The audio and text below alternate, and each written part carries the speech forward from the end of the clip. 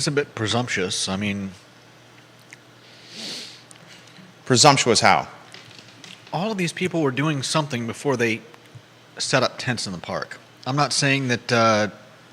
I'm not saying anything about the people in the park. I'm just saying they were all somewhere before they were at the park. But all of a sudden, we're required to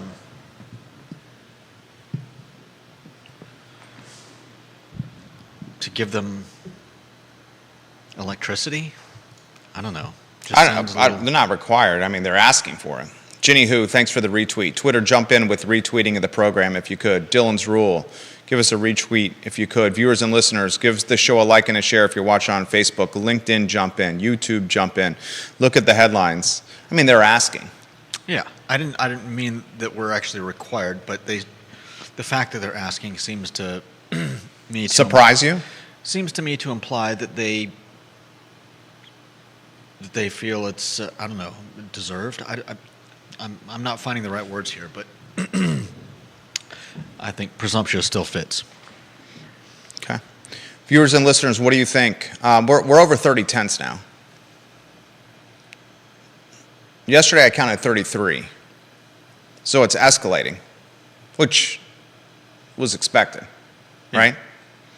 LinkedIn, jump in. What are your thoughts? YouTube, jump in. What are your thoughts? iTunes, Spotify, Apple Podcasts, the Fountain app. What are your thoughts? Kevin Higgins sending us a DM. I know. I saw that sign. The school board race is getting out of control. Do you even want to show that on screen? I've had this poster sent to me from, an anti-Meg Bryce poster sent to me by a couple dozen people. Johnny Ornalis, welcome to the program. We love you, Johnny Ornalis. We love El Mariachi. We love Guadalajara. We love what you stand for, Johnny Ornalis. Give the show a like and a share. Look at the screen for the headlines today. We're going to break some news on today's program. In fact, Judah's going to break the news, which I respect, J-Dubs. Anytime you offer perspective on the show, I feel like you really contribute. Sincerely mean that. Vanessa Parkhill, the Queen of Earlysville, welcome to the program. Lynchburg, welcome to the show. Williamsburg, Virginia, welcome to the program. Richmond, Virginia, Short Pump, Louisa, Orange, Nelson, Greene, Keswick, welcome to the program. Let us know where you're watching the show. I love hovering over your names and seeing where you're watching the show. Spread the gospel. Spread the gospel.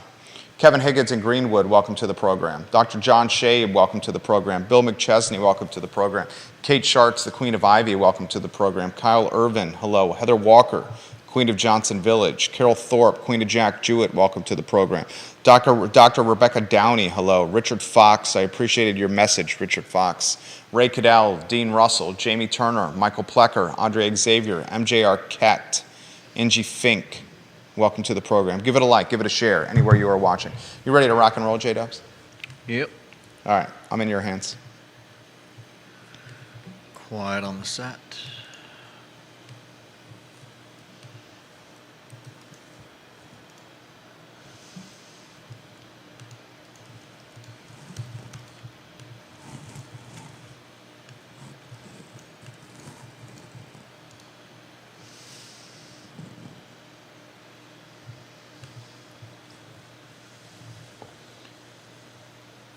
Good Tuesday afternoon, guys. I'm Jerry Miller, and this is the I Love Seville show. Thank you kindly for watching today's program. It's great to connect with you wherever you do your social media and engage with your content. We got Ian Caskell watching on LinkedIn.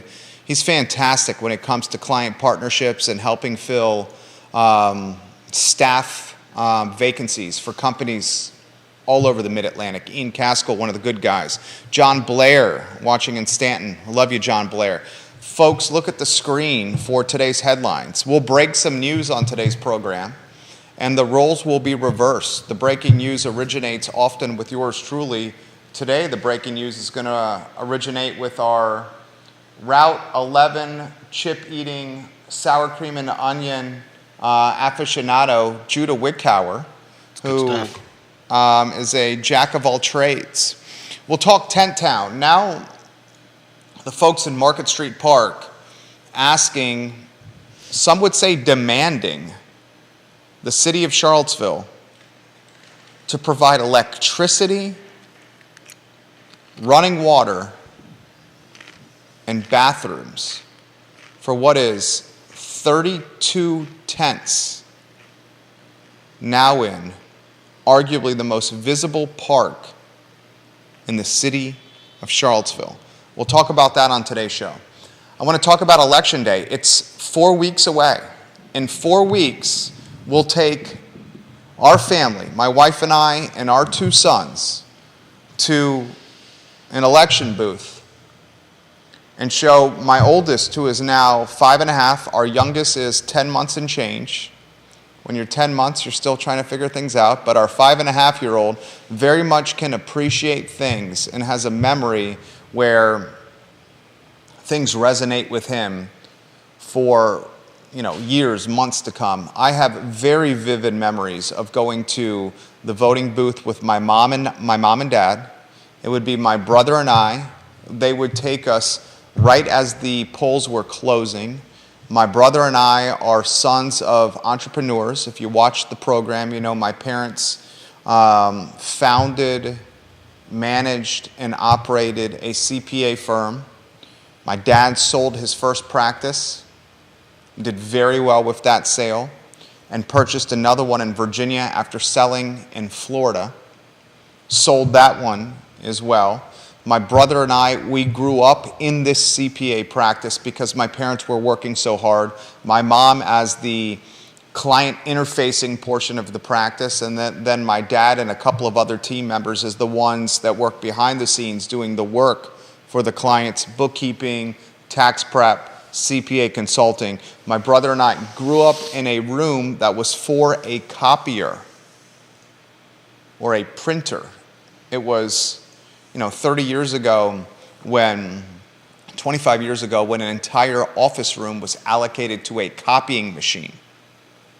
They would take us to the polls, I'd say in like the 6 o'clock, 6:30 hour, maybe polls close at 7, don't hold me to it, but right before polls would close, my brother and I were always so excited.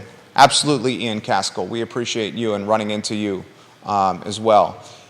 My brother and I would always be excited to get to the polls on Election Day. We knew we got our I voted sticker. We knew we would often get donuts, albeit at the end of the day they were often stale. But we saw my dad, my mom in particular, a Cuban immigrant. She was born in Cuba and immigrated to America in the 3rd grade without speaking English, put in an English-speaking school, ridiculed mercilessly by 3rd graders because she couldn't speak English. Mima and Poppy, my grandparents, go from an upper middle class life to heading to Miami, Florida, and later the Naples area where they became a ditch digger, Poppy, and Mima, a hotel maid. My mom always on Election Day, 4 weeks removed we are on Election Day, would take voting so seriously. It was a sense and point of pride for a Cuban immigrant that she was able to go and cast a vote in elections, a vote that mattered, especially as her home country, Cuba, became the nightmare of a tyrant and a dictator, Fidel Castro. So we'll break down the fact that we're 4 weeks away from Election Day on today's program. I want to give you a visualization. Deep Throat's son, we've monikered him High Voice, has gotten pretty damn talented at creating visualizations on how upzoning could impact the city of Charlottesville. There's one particular transaction that took place, and I'm looking at the GIS. It was registered on August 18th, 2023, so not even 2 months ago, by an LLC, 2 Acre Wood LLC. This particular property is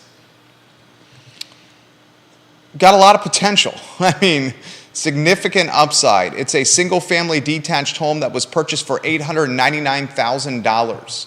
$899,000 by an anonymous LLC. Maybe not anonymous, it's 2 Acre Wood LLC. We don't know who owns it. 2 Acre Wood LLC and Deep Throat Sun High Voice, a visualization we're going to show you of what nearly 2 acres could turn into right close to downtown Charlottesville. It's about a 60-second visualization that we're going to play that really I think is going to be impactful. This is really what upzoning could reimagine Charlottesville, Virginia, reshape Charlottesville, Virginia from a real estate standpoint. We'll play that visualization from Deep Throat and Deep Throat Sun High Voice. Judah Wickhauer is going to break some news today. His sources within First Night, Virginia, indicating to him, and his sources are at the boardroom table, are indicating to him for the second straight year, First Night, Virginia, the New Year's Eve celebration on the downtown mall that champions a family-friendly environment that is not alcohol-related per se. First Night, Virginia, we broke the news this time last year. In fact, Judah broke that news, that First Night, Virginia was going to get canceled. His sources were exactly right.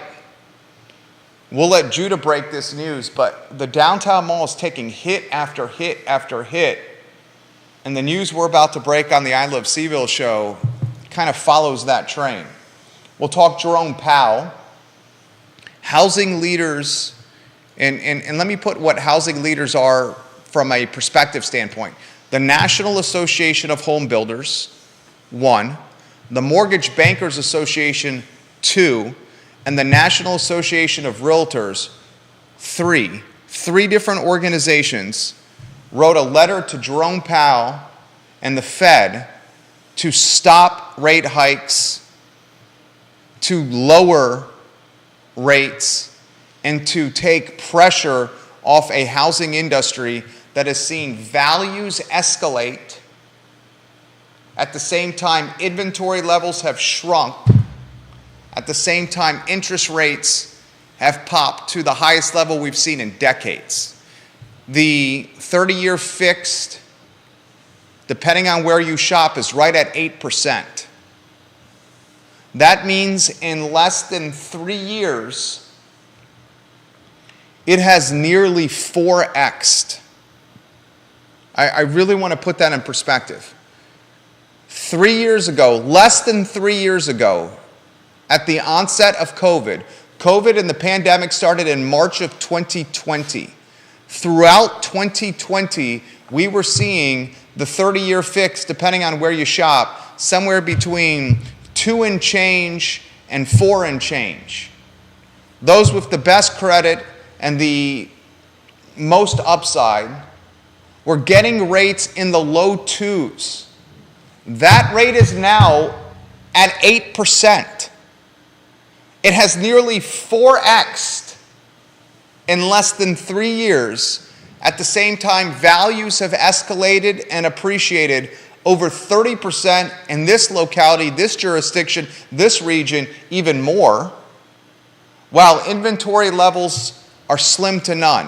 What is also compounding that matter for Central Virginia is the influx of out-of-towners moving to Charlottesville, working remotely or hybridly to enjoy and take advantage of the quality of life that some of us have known about our entire lifetime, or in my case, for 23 years. We'll talk about that on today's show. I also want to highlight on the program the role of City Council for supporting the downtown mall. Good night, ladies and gentlemen. The Tuesday edition of the I Love Seville show is locked, loaded, and crammed with content. Judah Wickhauer will welcome you on a 2-shot. And I just want to have, the type of discussion that you and I are getting known for. two guys at a barber shop, two guys at a bar, at a coffee shop, talking about topic matter that's important to our community. Tent Town on Market Street Park is now asking, some would say demanding, some would say utilizing the power of collective bargaining, where the 30-plus tents and their inhabitants are now unified in what they're asking of local government. And that unified ask is electricity, running water, and bathrooms. Where do you want to begin on this? I mean, it's a tough one, but like I said before, what were they doing before? I'm not saying we don't provide resources to people, but these are a bunch of essentially squatters in a park. And I'm pretty sure they've already got electricity in some form or another. I've seen people charging phones there, at least before the tent town sprung up. As for the water, I don't know. I guess they've got one of those crank water things, but as far as I remember, I've always seen it locked up, so I don't think it's ever worked unless you had the key. And they got a transformer or one of the electrical boxes in the park where Tent Town is asking for access to that, so electricity could be provided for Tent Town and Market Street Park. I'll offer some perspective here. The porta potties, the what do you call them? Porta potties? yeah, I don't think that's a bad ask.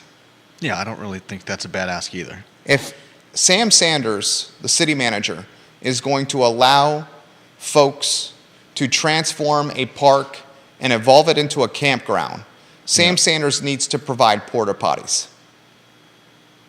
And Sam Sanders, the city manager, this is his brainchild. His pet project. His pet project, right? He has led the charge on this. A newly minted city manager has led the charge on this. Porta potties are reasonable. Yeah. Electricity and running water legitimately are utilities. Utilities that Tent Town will not pay for. Right. Utilities that will be paid for by taxpayers, city residents, business owners, not by Tent Town. Yeah. And at that point, we legitimately are getting into shades of Hooverville, a shanty town built during the Great Depression by the homeless in the United States. Hooverville, named after Herbert Hoover, who was the president of the United States during the onset of the Great Depression. You start providing electricity and running water at the same time of lifting a curfew, at the same time of having porta potties, all in a location that is within spitting distance of soup kitchens that provide free breakfast, lunch, and dinner. All within a location, the downtown mall, that has foot traffic where folks can ask said foot traffic for money. And you legitimately have created, how do you characterize it? I mean, A town. a town. You've created a town. Yeah. Why would you leave? Right. You have no overhead. I mean, Why would you leave? it's not even a question of leaving. I mean, we've got people actively trying to join the tent town, don't we? I mean, we've all seen the number of tents grow. So obviously nobody wants to leave. The tents have doubled in 2 weeks. At least, right? Yeah. I mean, when they first started popping up, there were like maybe 5 of them, and that was before the curfew was rescinded. Kevin Higgins asked this question: where will these folks go when it becomes freezing? Where were they before? I mean, these are all interesting questions, but I think I read somewhere that somebody was saying that we've had these problems for years. Why is it all of a sudden that it's like Joan Fenton made it's like that comment. it's like you've been standing on the train tracks watching a train approach you, and then you turn around and act surprised when it hits you. Like it's not like we've ever not had homeless people in Charlottesville. So I'm not sure what changed in the last year, but obviously we need to do something. We need to provide a space so that we can get the park back, because I don't think anybody, including Sam Sanders himself, believes that this is a good use of the park. Joan Fenton is who Judah mentioned. Joan Fenton owns a number of businesses on the downtown mall, and Joan Fenton, in very down low fashion, is one of the prolific downtown mall real estate owners. She has a handful of holdings on the downtown mall proper. And Joan Fenton, in a recent media story, television, it might have been CBS 19, said, "We've had this problem for decades. As long as she can remember," Joan Fenton said. But Joan Fenton also made the point, we didn't create an encampment or a town for them right off the downtown mall. Bill McChesney says, if this is Hooverville, will Tent Town be called Snookville? And I responded, I don't think that's fair to Mayor Snook. Right. Because this isn't Mayor Snook's doing. This is Sam Sanders' doing. Yeah. So what's the moniker? If it was named after Herbert Hoover in the Great Depression, what's the moniker for Sam Sanders here? Sanderville. Is this Sanderville? Has Sam Sanders, the city manager, created Sanderville in downtown Charlottesville? And what's the exit strategy for Sanderville? Does anyone know? I mean, is it just a rip off the Band-Aid exit strategy where one day Sam Sanders is going to head to Sanderville and just pull the Band-Aid and say, you guys have to leave? You would think. I mean, what's the alternative? Eventually, hopefully, we'll have a facility somewhere. But are people then going to just migrate out of the park? What's that exit going to be like? Somehow I don't see it being that easy. Neither do I. Cully Baggett, the developer watching the program, says, I feel like there is plenty of room in the shelters here in Charlottesville. I could be wrong. If these people would abide by the shelter rules and mandates, then they could stay there in the shelter. But what they want is all of the amenities that a shelter requires, but in a lawless society where they can do as they please. I will say this, Cully Baggett, unfortunately, and we've dug deep into this, Judah and I, we've talked to elected officials and the powers that be, there are 100 beds available in 2 shelters. 100 beds. We have a homeless population in this area of 300 individuals and counting. So we do not have enough beds in the shelters to accommodate the homeless population. Though, as some have brought up, when do you stop building? Well, and to follow the point you just made, and it's a good one, if you do build and accommodate, will that encourage more to arrive? Will that even make them leave the park? And yeah, if you build a great facility, will it bring more houseless individuals from outside of the area? I mean, I'm sure a lot of cities are dealing with this issue themselves. Maria Marshall Barnes leaving some fantastic commentary on my personal Facebook page in the comments section. And it's important to highlight this. We'll get to LinkedIn. We'll get to your comments, John Blair, in a matter of moments. Ginny Who on Twitter. We'll get to your comments here in a matter of moments. Egg Store Sean will get to your comments in a matter of moments. Deep Throat will get to your comments in a matter of moments. Show's blowing up. Bill McChesney was one of nearly 36 viewers and listeners that sent me the Park Street visualization that's circulating on YouTube. Vanessa Parkhill will get to your comments in a matter of moments. Got a TV station watching us live on air as we speak right now. Michael Buchensky This is an interesting comment by Coach B. You need to go to the park, interview the folks living there, and find out what they would need to leave the park. Get it from the source. Two Shot, you want to take on that? I mean, it's not a bad idea, but you might also end up with 50 different, 50 differing opinions. I haven't. I have actually been avoiding the park, and I talked to an attorney friend, an established attorney that works in Charlottesville on East High Street, 2 blocks, 3 blocks that way. Mm-hmm. We're on Market Street, 3 blocks from us, and he straight up said I refuse to walk on the mall. On the downtown mall? On the downtown mall.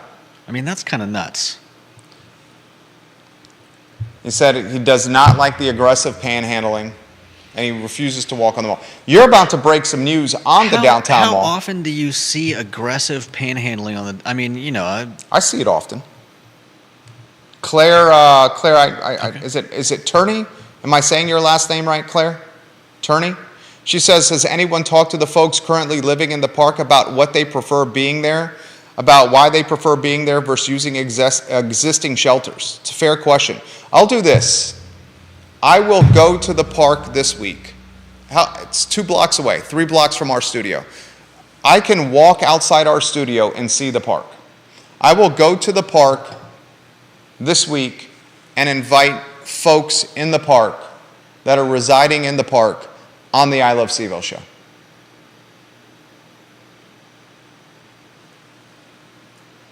We will provide bottled water and get some slices of pizza, pepperoni pizza, from one of my personal favorites, Vita Nova on the downtown mall. I will say I'd like for you to join us on the show. We'll have pizza and bottled water for you to, if you'd like to join us on the program. And we'd just like to get your firsthand perspective of what's going on in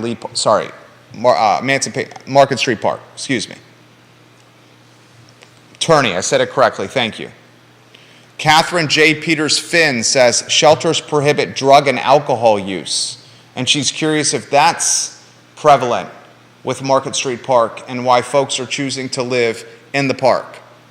Maria Marshall Barnes also responds and says, plus they have curfews and rules in shelters for you to continue staying in those shelters.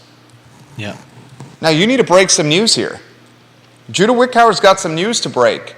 We'll get to LinkedIn comments here in a matter of moments from the esteemed John Blair. Ginny Hu, we'll get to your comments in a matter of moments. Sean on Twitter, we'll get to your comments.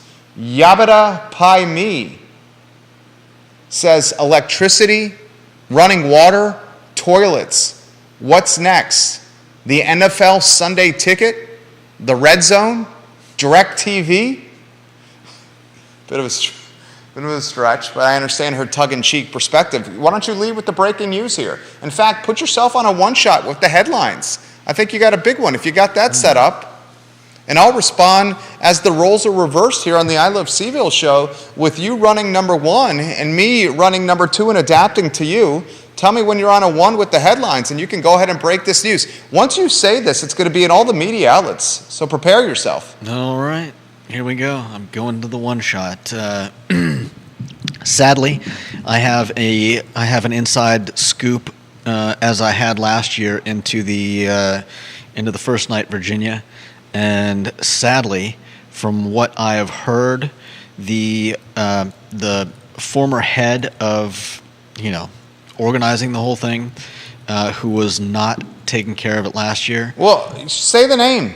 Okay. It's public record. Drake Van Castle.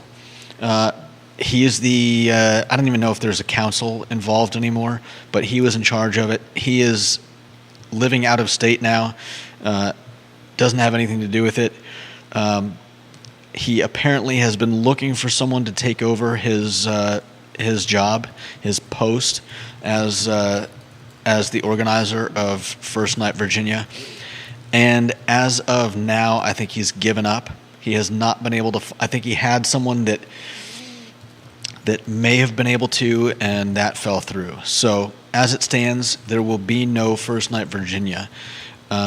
I think he would be amenable to somebody here with the will and the power to organize something like this. Obviously, there's not a whole lot of time left in order to do that. Whole lot of time.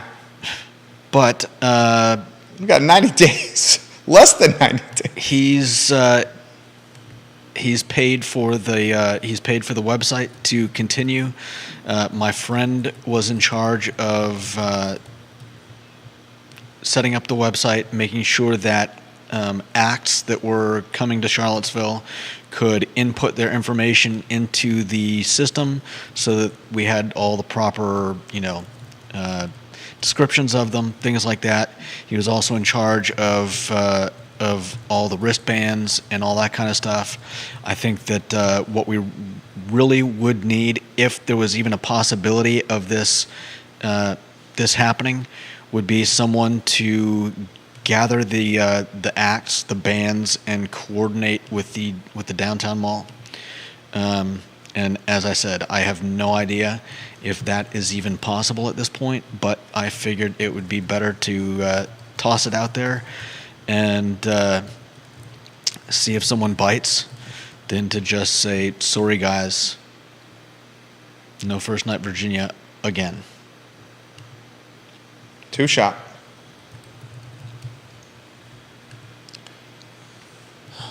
First Night Virginia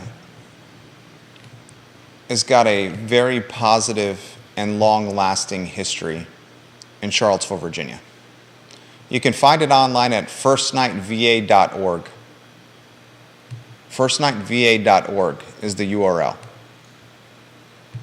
I'm going to go to the history page, Judah. First Night began in Boston in 1976, Boston, Massachusetts, as a way to bring neighboring communities together in celebration. Charlottesville, Virginia held its First Night Virginia, which was only the second one in the nation at the time, in 1982. The premiere of First Night Virginia was held in Charlottesville in 1982. It was the second of its kind in all of the United States of America in 1982. Mm-hmm. Last year, are we on a two-shot? Yep. Last year, this man, Judah Wickower, very likable guy, broke the news that First Night VA would not take place, and we attributed it to lack of mismanagement. Yeah, basically, I think he'd been working less and less at organizing this thing year after year, and it was just more than he could handle. And considering the fact that I don't know exactly when he moved out of state, but I believe he's been living in Florida, and I mean, who would want to? It's just, why would you want to live somewhere else and try to organize something for Central Virginia? It's just, it sounds like a pain in the butt. Sadly, he should have passed it on, and he didn't. Now that he's trying to, and it's seemingly too late, at least for another year. Last year at around this time when we broke this news, and this will be in the legacy or traditional media cycle soon. Last year when we broke this news, we gave a free pass, and we attributed that free pass not to mismanagement, but instead the collateral damage of the pandemic. Coming out of COVID, it was 2022, and we gave a bit of grace and a free pass, because we were coming out of COVID. We are significantly out of the pandemic now. And it's been an entire calendar year, and the mismanagement still is present and persistent.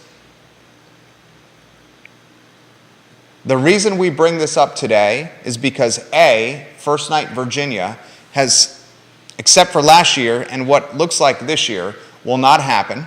Yeah. And it's happened every year since 1982. That's a pretty darn good run. We also bring this up because downtown Charlottesville, which I'm passionate about, you care a lot about, Yeah. of late has not been catching many breaks. No. And sadly, this would be another missed opportunity. Yes. An opportunity to bring a crowd of people to see downtown and all its positive spotlight. Yeah. That's what these 8 blocks need.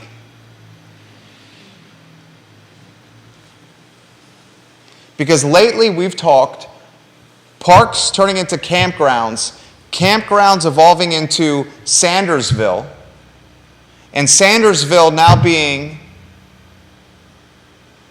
potentially the foundation of utilities, water, and electricity covered by taxpayer dimes, Yeah. taxpayer dollars. We've talked aggressive panhandling, a shootout in the shadows of the Omni Hotel, OK Corral style.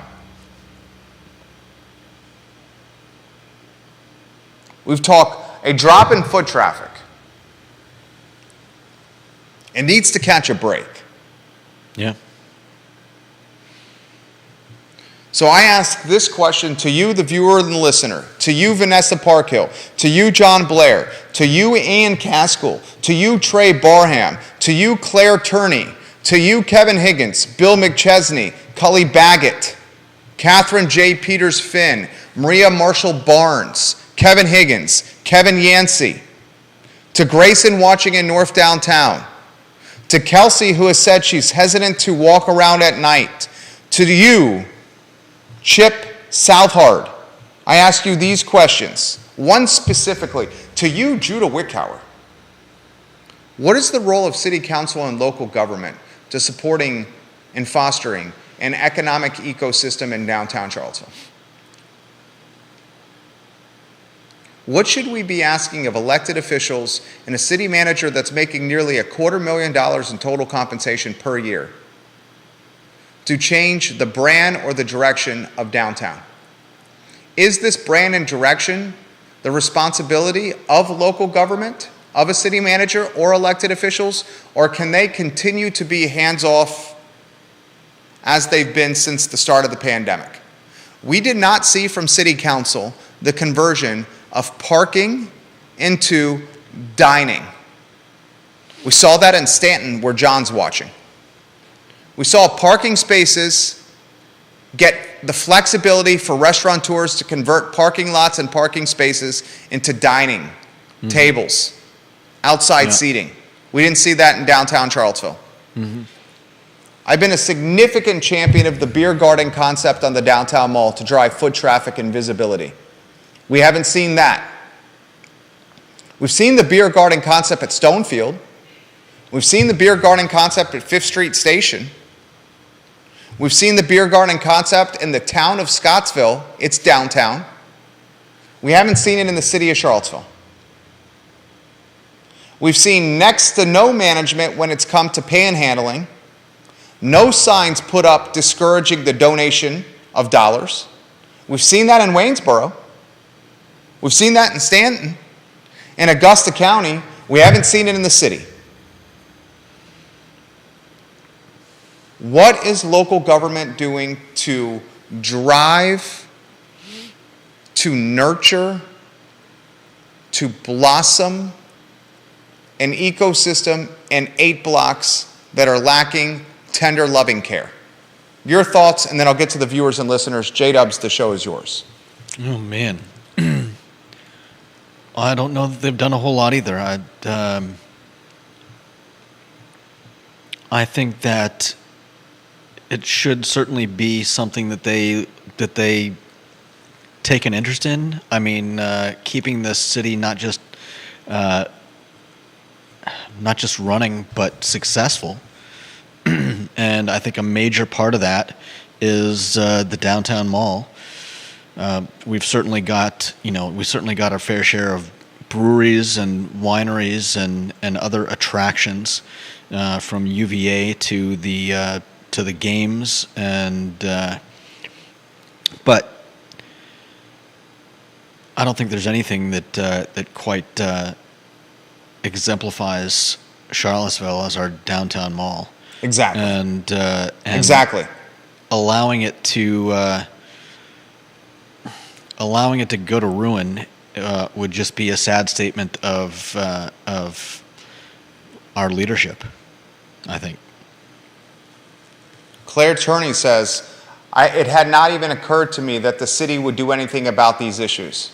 I'm not sure what the city's role should be. Bill McChesney, the mayor of McIntyre, says Jeff Fogel, the activist attorney, killed panhandling enforcement. Bill McChesney says, I thought there was a business development office in downtown Charlottesville. He asked whatever happened to the housing affordability project that the Park Street Christian Church had proposed. Multiple media outlets watching us on the show as we speak. Vanessa Parkhill, the Queen of Earlysville, says, I'm sure everyone who got up and went to work this morning is not as excited about it as you and Judah are about your jobs, but they do it because that's what responsible people do to provide for their families and themselves. There were times when my mom worked 3 jobs. Same goes for many people I know growing up in a blue-collar town. They would have hustled and done 5 jobs before asking for a handout. Support for the sick and elderly is one thing, but able-bodied folks, I just do not get. Vanessa Parkhill, the Queen of Earlysville, with that commentary. Let's go to LinkedIn. John Blair. Jerry, I can't express how sad the potential cancellation of First Night makes me. Our child and his friends always loved the bubble wrap stop and other kid-friendly activities. I am sad that your children may not have the same opportunities here. You want to touch on that, Judah? I mean, I don't know that pretty much says it all. It's a time that's full of festivity and lights and joy. It's not booze driven. Yeah, and even if it was, I mean, it's there was at the what was the festival, the lights at Boar's Head. Winter Wonder. Yeah, I mean, they sold alcohol there. But it wasn't the primary focus. Yeah. That's what my point is. Right, yeah, exactly. It's certainly not primarily focused on booze. And I think downtown needs that. Yeah, it should be a festive time. It should be a time of, admiring the lights on the tree at one end of the mall, looking at all the look at all the businesses that have gussied up for Christmas and New Year's Eve, and it's a great time for everyone to come out and enjoy each other's presence and just the activities that are set up for for First Night. Claire Turney says, to clarify in terms of solving problems on the mall, she says, when I think about who could help, I do not imagine city council. Maybe it should have a role. She says, I moved here in 1999 when the downtown mall was already in place. What was the city's role in establishing the downtown mall? Bill McChesney, you're watching this program. You can offer some perspective on this. The downtown mall, I got here in 2000, so a year after you. Claire, I've been here 23 years, you've been here 24 years. From what I've been told and the research I've done, very much it was city council who drove the downtown mall's creation. Bill McChesney, offer some perspective on this. You're the mayor of McIntyre. Heather Walker, the Queen of Johnson Village, offer some perspective. In 1976, according to Wikipedia and the Charlottesville Downtown Mall, the East Main Street was converted into a pedestrian mall designed by a landscape architect, Lawrence Halprin. In 2007, Charlottesville planned a comprehensive rehabilitation and renovation of the downtown mall. Construction on the mall renovation began on Sunday, January 7, 2009, and was completed that summer. The 2017 Charlottesville car attack also put the downtown mall, this was Heather Heyer's death, which I call a terroristic attack, front and center. But if you do some research and some history, and I'm really hoping Bill McChesney will share some perspective on this because he's very much a historian when it comes to Charlottesville, City Council was instrumental in creating and envisioning the downtown mall. Let's go to Twitter. Then I want to play the Park Street visualization, which I think is important. Ginny Hu says this, we have family and friends who used to travel from out of town just to attend First Night Virginia. That's tax dollars without the infrastructure burden that Charlottesville City no longer receives. Yeah. First Night Virginia was attended by many hundreds, if not thousands of people that did not live in the city. She's exactly right. Yeah. Incremental tax revenue that was not linked to schools, roads, and utilities that the city cares about very carefully. And not just incremental tax revenue, but what about where those people were all staying? Bingo. Judah dropping dimes. Egg Store Sean on Twitter says there's no off-ramp that does not result on eggs on the face of Sam Sanders. Mr. DL watching the program right now. Twitter, give the show a like and a share. Is the Market Street Park now Sandersville? I want to play a visualization of 1115 Park Street. I'm on the Charlottesville GIS as I speak. 1115 Park Street was purchased on August 18th, 2023 by an LLC called 2 Acre Wood LLC. 2 Acre Wood LLC. The purchase price, $899,000. That's not chump change. That's $900,000 basically. $899K the purchase price. Deep Throat, a valued viewer and listener of this fine and fair talk show, has a very talented son who we have monikered High Voice. High Voice is a wizard with computers and visualizations. High Voice has put together, is it roughly 60 seconds long? I believe it's 50, yeah. It's just under a minute. Yeah. High Voice has put together a visualization of what 1115 Park Street could become with upzoning. And this visualization, if it becomes reality, would undoubtedly change the shape, the character, and makeup of one of the most prestigious roads in the city of Charlottesville. Judah Wickower, please play High Voice's visualization. An example of potential development comes from a lot that was recently sold on Park Street. The lot contains almost 2 acres and a single-family home. With the addition of a stub street and the demolition of the home, several lots could be formed out of this one lot, and an RB building could be built on each. The lot was purchased by an anonymous LLC.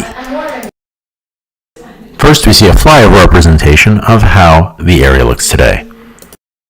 And now we see it with the original house demolished, a stub street added, and 4 RB buildings added on 4 new subdivided lots.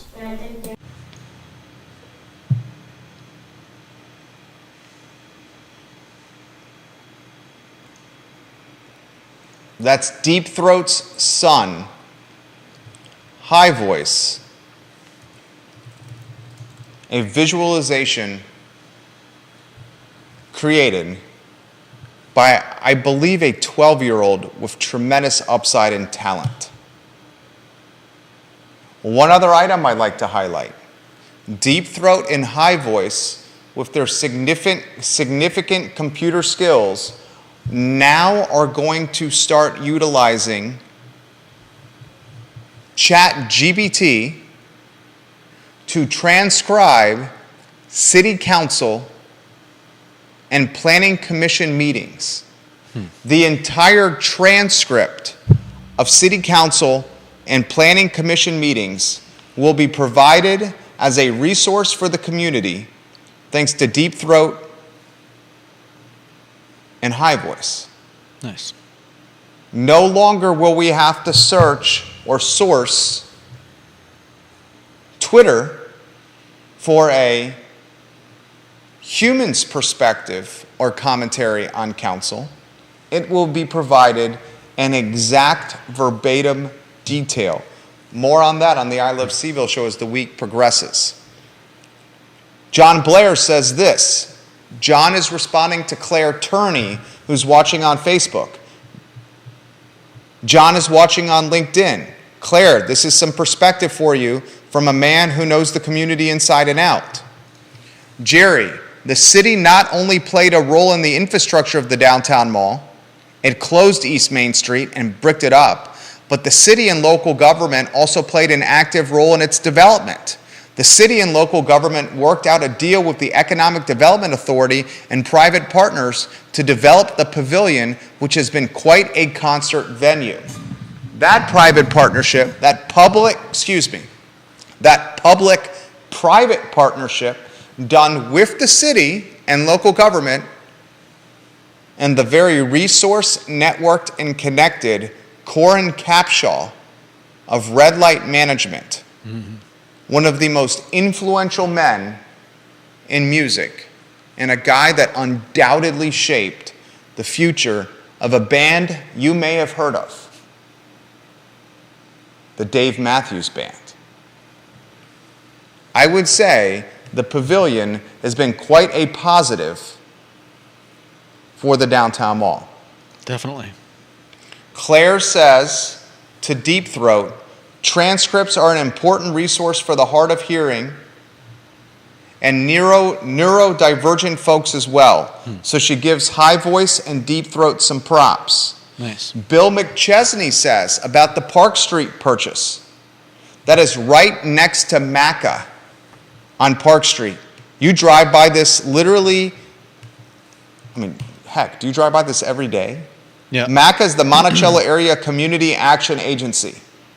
It's down a little side street or something, but yeah, I drive by that, the entrance to it every day. 2 Acre Wood LLC. Just under $900,000. What is the potential, the upside, and what will become of this 2-acre parcel on Park Street that has tremendous upzoning potential? Those are questions that should be asked, that must be asked, that need to be asked. Vanessa Parkhill, High Voice is extremely impressive. No doubt. I know High Voice personally, and I concur. Quite an impressive young man. What'd you make of the visualization? That's great.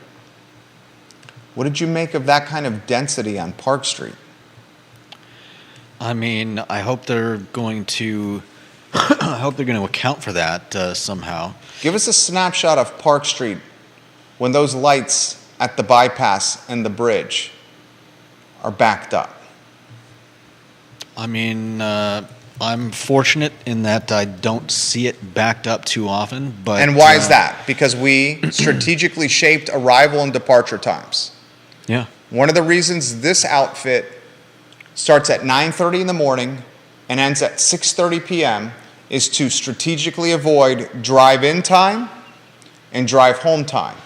I can offer some perspective firsthand and perspective relayed to me by my beautiful better half who drives our oldest to school. Yeah. It is a cluster duck, quack, quack, quack, Oh, yeah. at the bypass and on Park Street at drive-in and drive-home time. Yeah, no doubt. Anywhere else you want to add? Anywhere else you want to go? I mean, that's mainly it. I could definitely see the addition of something like that causing some severe congestion. Charlottesville has never been a well-planned city or town or whatever you want to call it. I've often thought that the city planners must have been on acid, because seriously, some of the streets around here are just nuts, and I don't see any good way of relieving more traffic on Park Street. Just how do you build anything in Charlottesville, much less or inherit in the system? Maria Marshall Barnes, we appreciate your perspective today on the show. Viewers and listeners, your thoughts on the visualization we just showed. Can you play the visualization with us talking over it, please, sir? All right. An example of potential development comes Look from at a the lot screen. that was recently talk sold over on this. Park Street. The lot contains almost 2 acres and a single-family home. With the Nearly addition of a stub street and the demolition of the home, purchase. several lots could be formed out of this one lot, By 2 Acre and Wood an LLC. RV building could be built on each. The lot was purchased by an anonymous LLC. In a area of the city. First, we see a flyover representation of how the area looks today. And now we see it with the original house demolished, a stub street added, and 4 RV buildings added on 4 new subdivided lots. I know who put the visualization together and the talent and research behind it. An example of We're back. We will continue to play visualizations on this program from our friend and partner, Deep Throat, who is going to provide transcripts of city council and planning commission meetings as a free resource for our community. Those transcripts will be integrated into this talk show. Logan Wells Clalo says this: Jerry, there is also a proposal for MACA, the Monticello Area Community Action Agency, and part of the Park Street Christian Church to become affordable housing. Rio Road cannot handle that increase in traffic. Then you add this visualization from 2 Acre Woods, and the congestion is going to be nightmarish. Yeah, I believe it. I mean, that is at the bypass right there. It's a 2-lane road. Yep. Have you ever tried taking a left out of First Baptist Church at rush hour? You are at the stop sign at First Baptist Church so long that First Baptist Church put a sign up at that intersection saying, don't even try to take a left, just turn right and go the long way on the side streets. Yeah. Curiously, there are 2 traffic lights on Park Street right there at the bypass and the bridge, one right after each other. You know what I'm talking about? You're talking about on the bridge? On the bridge. Yeah. They're Yeah, right next to each other. Because they can't work people, going, I kind of get it, but it's very odd. It's a mess. One side has to wait for the other side, then the other side has to wait, and then everybody waits for the side streets. And it's just kind of messy. What would you like to know about this purchase? What would I like to know about the purchase?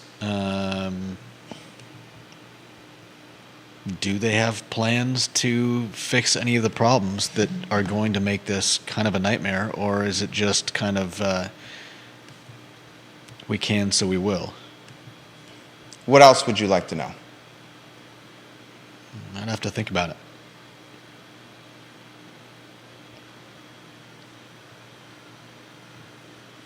Jason, welcome to the program watching on Twitter. Gabby Lopez, welcome to the program watching on Twitter.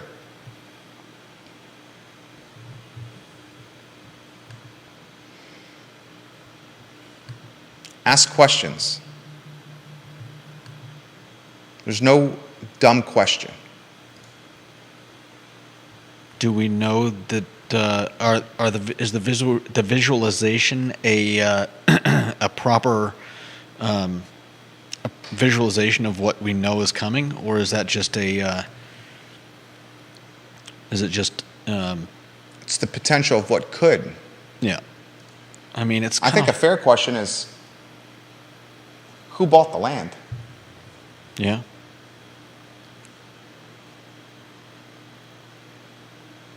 I mean, you could probably look into, what is it, 2 Wood? 2 Acre Wood LLC. Yeah.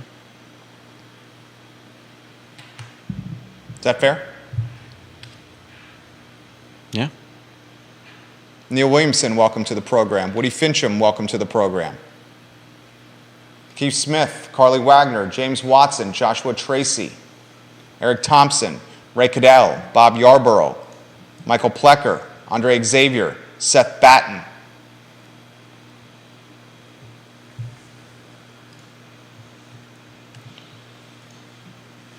We're going to continue the chatter on real estate by highlighting what the National Association of Realtors have done in conjunction with the Mortgage Bankers Association and the National Association of Home Builders. These three organizations who have influence, clout, notoriety, who are organized and galvanized, have done a joint venture letter where they have pleaded and outlined a letter sent yesterday addressed to Jerome Powell, the Fed Board of Governors chairman, outlining their concerns and worries about the direction of monetary policy and the impact it is having on the beleaguered real estate market. The National Association of Home Builders, the Mortgage Bankers Association, and the National Association of Realtors, essentially on hand and knees, pleading the Fed and begging the Fed to lower or diminish or reduce its influence when it comes to monetary policy. It's raised the key borrowing rate 11 times since March of 2022. In less than 3 years, ladies and gentlemen, in less than 3 years, you've seen a mortgage rate for a 30-year fix nearly 4x. I have friends in our neighborhood who secured 2 2s, 2 3s on a 30 fixed, and it's now a whiskers hair under 8%. This has happened at the exact same time that home values have escalated or appreciated 30, 40, 50, 60%, while inventory levels are at decades low. And in our respective jurisdiction, our respective regions, Central Virginia, Charlottesville, and Albemarle County, folks are flooding to the area, thousands by the thousands, with Scrooge McDuck-style bags of money. $11 billion invested by Amazon into Louisa. Data science, biotech school, UVA expanding enrollment, UVA hiring more staff to service expanded enrollment. Bloomberg, the media outlet, ranked Charlottesville 15th in the nation for hybrid and work from home potential. 15th in all of America.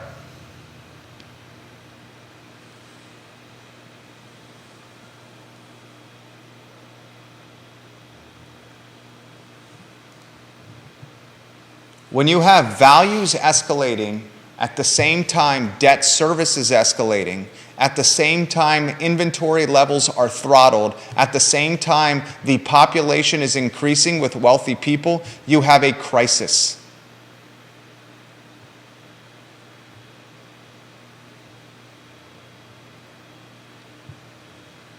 This from a viewer and listener that asked to remain anonymous. A female that we value tremendously on the program. Judah, are you ready? My husband has been battling cancer for almost 2 years. He gets up and goes to work.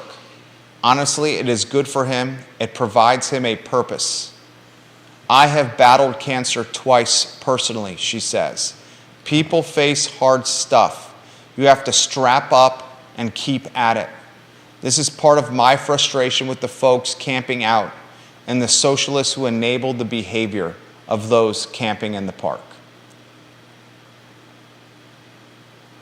Neil Williamson, the president of the Free Enterprise Forum, writes, if the city of Charlottesville, via the community vetted comprehensive plan projects, density should not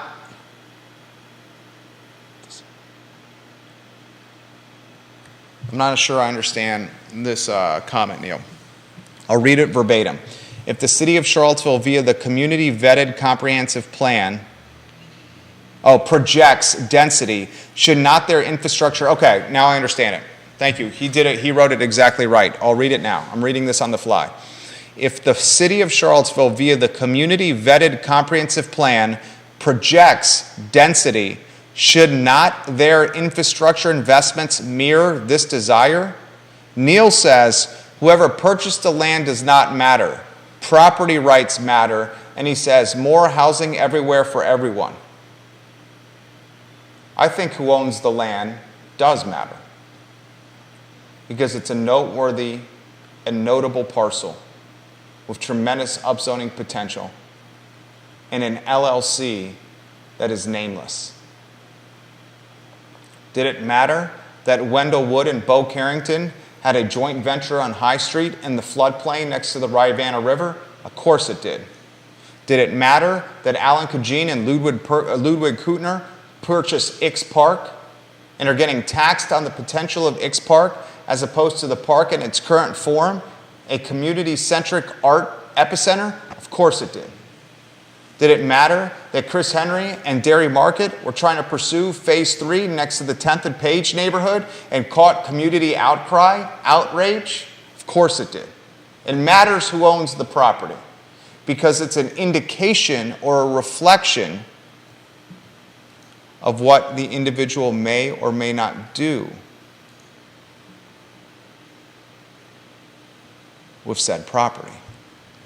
We got 5 elected officials watching the program as we speak.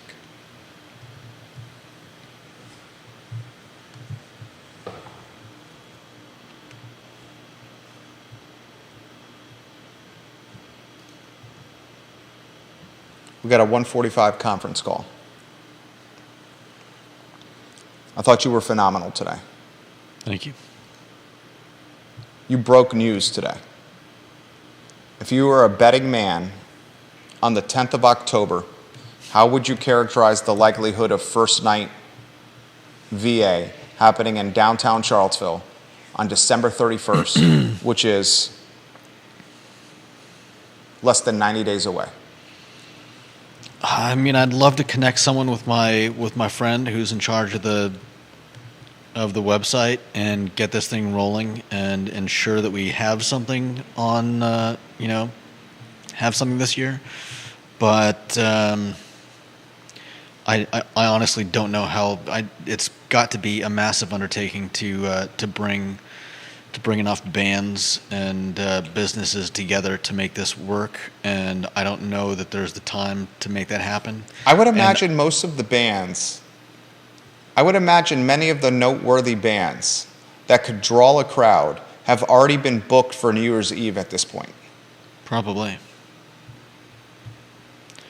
And I don't know. I don't know if there's someone who has the time and ability to wrangle something like this together in less than 3 months' time. So I've got to say my expectations are very low that this is going to happen this year.